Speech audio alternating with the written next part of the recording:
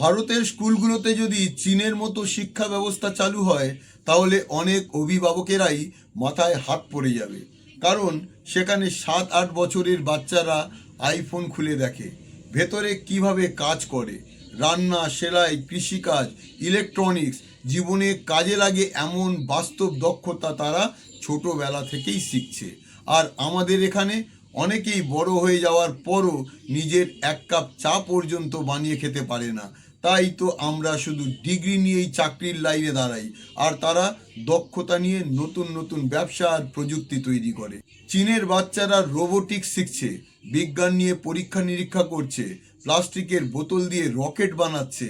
আর আমাদের এখানে এখনো অনেক জায়গায় শেখানো হচ্ছে A for apple, B for ball, কে কার বাবা, বাবরের ছেলে হুমায়ুন, হুমায়ুনের ছেলে আকবর।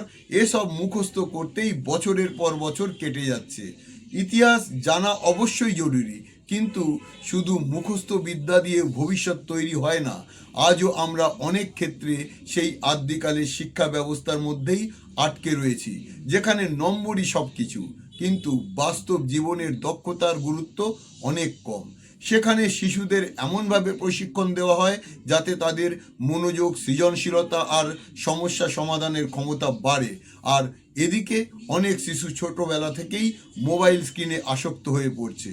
প্রশ্নটা হলো, ভবিষ্যতের পৃথিবীতে সফল হতে শুধু ডিগ্রি কি যথেষ্ট? আজকের দুনিয়ায় দক্ষতা, সৃজনশীলতা আর বাস্তব অভিজ্ঞতাই সবচেয়ে বড় শক্তি।